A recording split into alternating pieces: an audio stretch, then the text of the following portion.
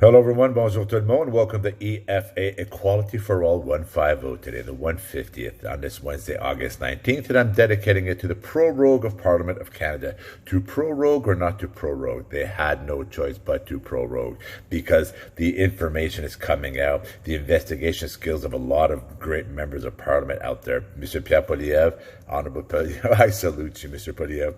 Thank you for doing what you did. If it wasn't for a lot of the stuff you're doing out there, like in January, like they tried to have full control of Parliament. Could you imagine? Was it a couple of years? Man, we'd all be in the streets by now if it wasn't for members of Parliament like yourself. Michelle Rempel out of, was it Nose Hill, Calgary, who gets attacked for wearing a dress. Imagine that. A woman is wearing a dress. She's too sexy for Parliament. Yes, because she comes out with facts, knowledge, and experience. She comes out with information and data that scares the hell out of all you, and then all your people that protect you and write up on somebody's wearing a dress, right? Instead of focusing on the facts. That's what's going on in this country. And I've said this before, could you imagine how efficient our country would be if our tax dollars and our fee dollars were spent properly? We would have programs with the programs. We would have parents not big bargain stealing the system so that they could have services for their children that need assistance, right? No, what do? We mismanage money all the time, and then we should be on streets of paved gold. If you travel the world and you look around, the amount of taxation and fees that we pay in this nation, we should be walking the streets of paved gold. But unfortunately, we're not. But thank goodness we have members of Parliament like Mr. Pierre Poilievre. We have members of Parliament like Michelle Rempel. Leslie Lewis in Toronto. She's running for Toronto. There's great members of conservative parties out there that do their homework, that do their research, that go after the facts, and they're trying to uncover things that our liberals are proroguing government so that, you know why? Because they're going to put more candies in your mouth. Come September, you'll see we're all going to get a $500 increase in our in their monthly allowance. They're just going to tax the hell out of it after they get into power, right? That's their plan. Let's prorogue Parliament. Canadians are Canadians. They're going to forget all about it. They're going to throw $500 each in their mouth every month extra, and then come elections, let's get in. Hopefully that all the Teflon that's on us, all the grease that's on us, all the powder coating that's on us, because nothing ever sticks to us, because we are so interconnected with I just saw the Spartan shirt. You have to be a Spartan to go against them. They're constantly intermingled and intertwined with their circle of, and then they prorogue Parliament so that they don't have to face the music, they don't have to answer the question.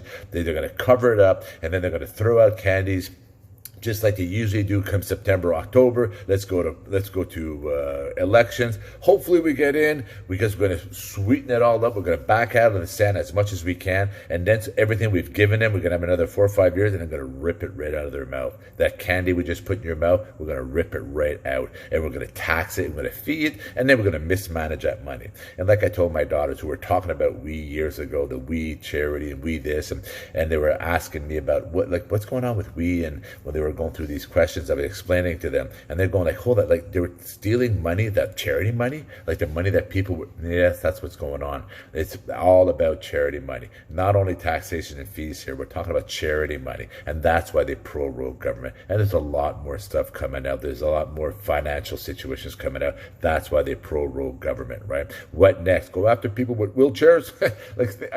I'm being sarcastic here, but that's who they are.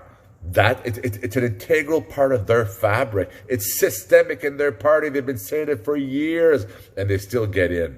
They still get in, right? Because we constantly get candies thrown down their throat, and we're paying more and more and more for everything. Has your salary gone up 50%, 60%, 100%? Had no businesses out there. Nobody's gone up by anything, right? They're busier, but when they do their year end, they realize, I'm paying a hell of a lot more and I'm bringing a hell lot less in. That's why people want less staff. They want less human resources.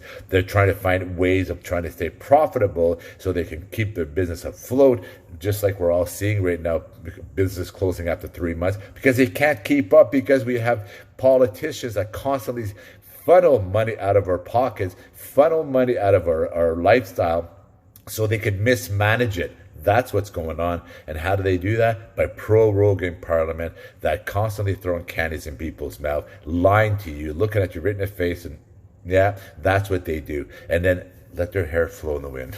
Let their hair flow in the wind and like swindle you into a next election, and then just keep doing what they're doing, because nothing sticks to them. Nothing sticks to them. They're skating away from the investigations. They're skating away from the facing the music. They're prorogue in Parliament with hope that Canadians will be Canadians, and we're just going to be kind and nice to them, and then accept their candies and offering in October, and let's take into an election. That's what they're counting on. And I hope to, like, I don't want to swear here, but take off your rose-colored glasses, because otherwise, when you hear of other countries and these politicians in other countries that are multi-millionaires and billionaires, but not self-made, they became rich when they became members of parliament in their countries. And there's countries around this world that I don't even have to look far. Look at your latest news and the stuff, the tragedies that are going on in this world, and some of those members of parliament that are like, okay, we're going to resign. Yeah, now that you're worth $500 million. I can go on here. I can go on.